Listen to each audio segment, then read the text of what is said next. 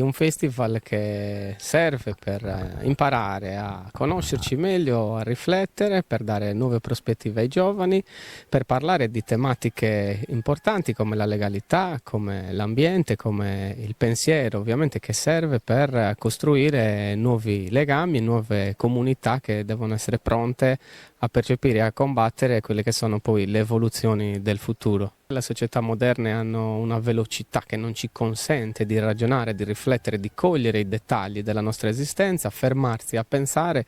dà un motivo in più per vivere, cioè dà quella sensazione di poter conoscere qualcosa che fino ad oggi non si è avuto il tempo di osservare e di scoprire, quindi ci fermiamo tutti insieme a riflettere per cogliere quello che in questo percorso di vita accelerato non riusciamo a cogliere.